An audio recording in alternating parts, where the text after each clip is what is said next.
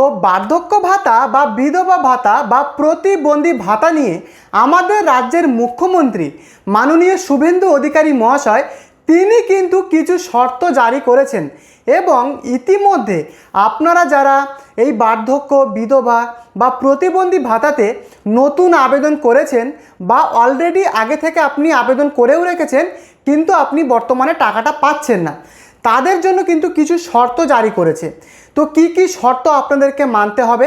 এই আগস্ট মাসে কিন্তু 1500 টাকা সরকার কিন্তু দেবে, মানে 1000 টাকা করে বর্তমানে দেওয়া হচ্ছে এবং হয়তো আপনি ইতিমধ্যে জেনে থাকবেন যে 500 টাকা কিন্তু বাড়ানো হয়েছে। 500 টাকা বাড়িয়ে 1500 টাকা আগস্ট মাসের 1 তারিখ থেকে ব্যাংক অ্যাকাউন্টে ঢুকতে শুরু করবে, এমনটাই কিন্তু অফিসিয়ালিভাবে কিন্তু জানানো হয়েছে। এবারে প্রশ্ন, দেখুন এই যে বার্ধক্য ভাতা বা বিধবা ভাতা বা প্রতিবন্ধী ভাতা, আমার ব্যক্তিগতভাবে মনে হয় যে এই ভাতাগুলোর টাকা কিন্তু সরকারের সবার আগে দেওয়া দরকার এবং এই ভাতাগুলোকে সবার আগে প্রায়োরিটি দেওয়া দরকার। তো এই যে বৃদ্ধ মানুষ যারা রয়েছেন বা যারা প্রতিবন্ধী বা যারা বিধবা, তাদের কিন্তু সত্যিকারের অর্থে টাকাটা কিন্তু প্রয়োজন।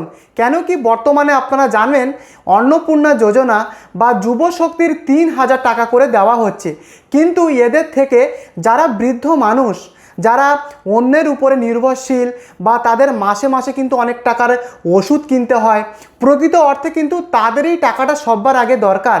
তো আমি সরকারের কাছে অনুরোধ করব, যদি তাদেরকে 3000 টাকা করে দেওয়া হয় সত্যিই তারা কিন্তু উপকৃত হবেন। তাই আমিও চাই যারা বৃদ্ধ মানুষ রয়েছেন বা যারা বিধবা বা প্রতিবন্ধী ভাই বোন দাদা দিদি যারা রয়েছেন তাদের কিন্তু সত্যিকারের 3000 টাকা করে দরকার। কিন্তু শুভেন্দু অধিকারী মহাশয় তিনি কিন্তু পরিষ্কার জানিয়েছেন যে বর্তমানে 1000 টাকা করে যেটা দেওয়া হচ্ছে সেটাকে 1500 টাকা 500 টাকা বাড়ানো হবে এবং 1500 টাকা করে ঢোকানো হবে আপনাদের ওই আগস্ট মাসের 1 তারিখ থেকে, মানে 1 তারিখ থেকে আপনাদের টাকা ঢুকতে শুরু করবে। তো মেন ভিডিওতে যাওয়ার আগে প্রত্যেককে অনুরোধ করব, যদি আপনারা এই চ্যানেলে নতুন হয়ে থাকেন অবশ্যই চ্যানেলটিকে সাবস্ক্রাইব করে ভিডিওটিকে অবশ্যই লাইক করতে ভুলবেন না এরকম নতুন নতুন আপডেট পেতে, কারণ সাবস্ক্রাইব করতে কোনো রকম টাকা পয়সা কিন্তু লাগে না। তাই অবশ্যই আপনাদের কাছে অনুরোধ, ভিডিওটি যদি আপনাদের উপকারে আসে অবশ্যই চ্যানেলটিকে সাবস্ক্রাইব করে দেবেন।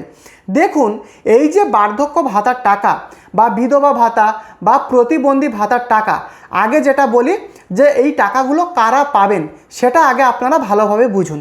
আমি প্রথমটা বলি, যারা বৃদ্ধ মানুষ রয়েছেন তাদের আমি বলি, দেখুন এই বার্ধক্য ভাতা টাকা পাওয়ার ক্ষেত্রে প্রথম শর্ত আপনাদের মিনিমাম 60 বছর কিন্তু হতে হবে।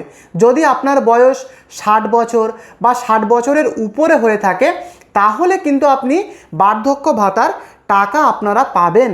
এগুলো কিন্তু আপনারা হয়তো জেনে থাকবেন। এবং যারা প্রতিবন্ধী ভাই বোন বা দাদা দিদি যারা রয়েছেন তাদের ক্ষেত্রে কি ক্রাইটেরিয়া রাখা হয়েছে এই টাকা পাওয়ার ক্ষেত্রে সেটা আগে আপনারা ভালোভাবে বুঝুন। দেখুন যারা প্রতিবন্ধী রয়েছেন তাদেরকে শারীরিক অক্ষমতা মানে ডিসেবিলিটির কিন্তু যে 40%-এর উপরে কিন্তু থাকতে হবে, মানে শারীরিক অক্ষমতা 40% বা তার বেশি আপনাদের কিন্তু হতে হবে এই প্রতিবন্ধী ভাতার টাকাটা পাওয়ার জন্য। বোঝাতে পারলাম? এবং এই যে 40% বা 40%-এর উপরে আপনাদের এই যে ডিসেবিলিটি আপনাদের হতে হবে, এটি কিন্তু মুখের কথায় হবে না। এটা কিন্তু আপনাদের কোনো রকম কোনো অথরাইজড হসপিটাল মানে সরকার দ্বারা অথরাইজড বা স্বীকৃত যে সমস্ত হসপিটাল রয়েছে সেখান থেকে তার কিন্তু চেক আপ করিয়ে একটা সার্টিফিকেটও কিন্তু তারা দেয়। তো এটাই কিন্তু প্রমাণ করে যে আপনার বর্তমানের শারীরিক অক্ষমতা 40% বা তার বেশি রয়েছে কিনা। তো বোঝাতে পারলাম? তাহলেই কিন্তু আপনারা যোগ্য। এবং আর একটা শর্ত কি রয়েছে সেটা আপনারা শুনুন। দেখুন এই যে ভাতাগুলো আমি আপনাদের বললাম, মানে বিধবা ভাতা বা প্রতিবন্ধী ভাতা, এগুলোর ক্ষেত্রে আপনাদের মিনিমাম কিন্তু আপনাদের পশ্চিমবঙ্গের বাসিন্দা হতে হবে। এবং পশ্চিমবঙ্গের বাসিন্দা শুধু কিন্তু হলেই আপনাদের হবে না, কেন কি আপনাদের পশ্চিমবঙ্গে কম করে 10 বছর কিন্তু বসবাস করতে হবে। কম করে 10 বছর আপনাদেরকে পশ্চিমবঙ্গে বসবাস করতে হবে। তো সরকার কেন এটা করলো? দেখুন, আমাদের দেশের মধ্যে বিভিন্ন স্টেট থেকে অনেক মানুষ কিন্তু তারা পশ্চিমবঙ্গে এসে বর্তমানে বসবাস করে। ফলে সরকার কিন্তু দেখছে যে তাদের কিন্তু টাকাটা দেওয়া হবে না, তার জন্যই কিন্তু এই ক্রাইটেরিয়া রাখা হয়েছে, মানে ন্যূনতম আপনাদের পশ্চিমবঙ্গে 10 বছর স্থায়ীভাবে বসবাস করতে হবে। এবং বসবাস করার অর্থটা হলো মানে আপনাকে পশ্চিমবঙ্গে 10 বছর ভোটার লিস্টে আপনাদের নাম থাকতে হবে বা ভোট দিতে হবে। তো এটাই কিন্তু কারণ। তো এগুলো থাকলে কিন্তু আপনারা বার্ধক্য বা প্রতিবন্ধী ভাতার টাকাও কিন্তু আপনারা পাবেন। এবারে যারা উইডো মানে যারা বিধবা ভাতার টাকা পাবেন বা পরবর্তীকালে পেতে চলেছেন, তাদের ক্ষেত্রে কি বলা হয়েছে সেটা আগে আপনারা ভালোভাবে বুঝুন। দেখুন, বর্তমানে আপনাদের যাদের হাজব্যান্ড বা স্বামী যাদের মারা গেছে তার কিন্তু শংসাপত্র থাকতে হবে, মানে স্বামীর বা হাজব্যান্ডের ডেথ সার্টিফিকেট কিন্তু ইস্যু করাতে হবে। তো এগুলো কিন্তু এই সমস্ত নথিপত্রগুলো কিন্তু লাগবে, তাহলেই কিন্তু আপনারা এই সমস্ত প্রকল্পের টাকা আপনারা পেতে পারেন বা পাবেন। এবারে দেখুন, আর একটা সবথেকে গুরুত্বপূর্ণ যেটা আপডেট, দেখুন অনেকের কি হয়েছে, মানে জন্মসাল বা জন্ম মাস বা জন্ম তারিখ অনেকেই হয়তো জানে না। কারণ আমাদের বর্তমানে ইয়াং জেনারেশনদের ক্ষেত্রে মানে আমাদের সময়ে কিন্তু অধিকাংশ মানে যারা হয়েছেন তারা কিন্তু কোনো হসপিটাল থেকে হয়েছে বা মানে বিভিন্ন প্রাইভেট হসপিটাল থেকে কিন্তু হয়েছে, এবং বর্তমানে সেখান থেকে কিন্তু বার্থ সার্টিফিকেট বের করে দেওয়া হচ্ছে। কিন্তু যদি আপনারা দেখেন, আপনারা নিশ্চয়ই জেনেও থাকবেন যে এখান থেকে 40 বছর বা 50 বছর আগে যারা জন্মগ্রহণ করত তারা কিন্তু বেশিরভাগ ক্ষেত্রে বাড়িতেই জন্মগ্রহণ করত। মানে আমি বলছি না যে হসপিটালে জন্মাতো না, কিন্তু বেশিরভাগ ক্ষেত্রে কিন্তু বাড়িতেই কিন্তু জন্মাতো। ফলে অনেক মানুষ কিন্তু তাদের মানে জন্ম সালটাই জানে না, অনেকের জন্ম মাস বা জন্ম তারিখ সেটা কিন্তু জানে না। তাহলে সরকার কিভাবে কাউন্ট করবে যে আপনাদের বয়স মিনিমাম 60 বছর হয়েছে? তো দেখুন, আমি এর প্রধান যে সরকার কিভাবে আপনাদের 60 বছর হয়েছে সেটা নির্ধারণ করবে সেটা আপনারা আগে ভালোভাবে বুঝুন। তো যদি আপনাদের আধার কার্ড বা ভোটার কার্ডে যদি আপনাদের জন্ম সাল বা জন্ম তারিখ বা মাস দুটো যদি সেম থাকে সেক্ষেত্রে তো খুবই ভালো, কোনো অসুবিধা হবে না। কিন্তু যদি এরকমটা না হয় তাহলে সরকার কিভাবে আপনাদের 60 বছর হয়েছে কিনা, মানে যারা বার্ধক্য ভাতার টাকা পাচ্ছেন বা পাবেন তাদের কিভাবে 60 বছর হয়েছে সেটা নির্ধারিত করবে সেটা আপনারা ভালোভাবে বুঝুন। দেখুন, আমি প্রথমে বলি, অনেকেই রয়েছেন যারা কিন্তু শুধুমাত্র জন্ম সালটুকুই জানেন, কিন্তু অনেকে রয়েছেন মানে মাস বা তারিখ মানে কবে জন্মেছেন সেটা জানেন না, শুধু কত সালে জন্মেছেন সেটুকুই জানেন। তো তাদের কিভাবে নির্ধারণ করবে ভালোভাবে বুঝুন। তো দেখুন, আপনি যদি বর্তমানে আপনাদের জন্ম সালটা আপনি জানেন তাহলে কিন্তু সরকার আপনাদের বয়সটা 1 জুলাই হিসাবে ধরে নেবে। 1 জুলাই জন্মসালটা আপনি জানেন কিন্তু আপনি জন্ম মাস বা তারিখটা জানেন না, তাহলে সরকার কিন্তু আপনাদের 1 জুলাইটাকে কিন্তু গণ্য করবে।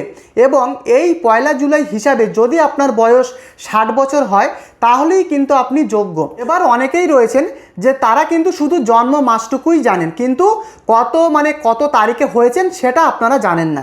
এক্ষেত্রে সরকার কি করবে দেখুন, সেই মাসের মানে কিন্তু 16 তারিখটাকেই কিন্তু গণ্য করবে। মানে শুধু আপনি জন্ম মাসটুকু আপনি জানেন, তাহলে সেই মাসের আপনি ডেটটা জানেন না, তাহলে সরকার কি করবে সেই মাসের 16 তারিখটা কিন্তু মানে সরকার ধরবে।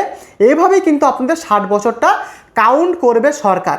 এবারে যদি এই ক্যালকুলেশনের মধ্যে আপনার বয়সটা 60 বছর মিনিমাম হয় তাহলে কিন্তু আপনি বার্ধক্য ভাতার টাকা পাবেন। কিন্তু যদি 60 বছরের কম হয়ে যায় সেক্ষেত্রে কিন্তু আপনারা বার্ধক্য ভাতার টাকা বা ভবিষ্যতে কিন্তু আর পাবেন না, কারণ সরকার কিন্তু এবারে বিভিন্ন রকম শর্ত চালু করেছে। এবং মুখ্যমন্ত্রী তিনি এটাও জানিয়েছেন যে আগামী 1 আগস্ট থেকে যে 1500 টাকা করে দেওয়া হবে সেগুলোকে কিন্তু এবারে ভেরিফিকেশান করে তারপরে দেওয়া হবে। এগুলো কিন্তু সরকার এবারে খুঁটিয়ে দেখবে। তো আমি আশা করি আপনাদেরকে আমি বোঝাতে পারলাম। এবারে দেখুন, আর একটা কারণ আমি আপনাদেরকে বলছি। তো এই যে কারণগুলো বলবো এগুলো কিন্তু 100% আপনাদের কিন্তু মিল থাকা বাধ্যতামূলক আপনার ডকুমেন্টের সাথে। দেখুন, আপনার আধার কার্ড, আপনার ভোটার কার্ড বা আপনার যে ব্যাংক অ্যাকাউন্টের পাসবুকের জেরক্স, এই 3টে ডকুমেন্ট কিন্তু ভেরি ইম্পর্টেন্ট। এগুলো কিন্তু কাজে প্রথমেই কিন্তু সরকার দেখবে, এবং এই 3টে ডকুমেন্টসে সরকার কিন্তু দেখবে যে আপনার আধার কার্ডের যে নামটা রয়েছে বা ভোটার কার্ডে বা আপনার ব্যাংক পাসবুকে রয়েছে সেই নামগুলো সব ঠিকঠাক রয়েছে কিনা এবং নামের স্পেলিংটা ঠিকঠাক রয়েছে কিনা সেগুলো কিন্তু সরকার আগে খুঁটিয়ে দেখবে। তারপরে হচ্ছে ডেট অফ বার্থ, যেটা খুবই ইম্পর্টেন্ট। এই ডেট অফ বার্থের উপরে নির্ভর করেই কিন্তু সরকার টাকাটা দেবে, বিশেষ করে যারা বার্ধক্য ভাতার টাকা পাবেন বা পেতে চলেছেন। তো সেক্ষেত্রে সরকার কিন্তু দেখবে যে আপনার আধার কার্ডের যে ডেট অফ বার্থটা রয়েছে সেই ডেট অফ বার্থের সাথে আপনার ভোটার কার্ড বা আপনার ব্যাংক অ্যাকাউন্টের পাসবই বা অনেক ক্ষেত্রে প্যান কার্ডের সাথেও কিন্তু এগুলো দেখবে। যদি প্রত্যেকটা ডকুমেন্টের সাথে আপনার নাম বা আপনার ডেট অফ বার্থ বা আপনার বিভিন্ন ডকুমেন্ট যদি সেম টু সেম থাকে তাহলে কিন্তু কোনো অসুবিধাই নেই।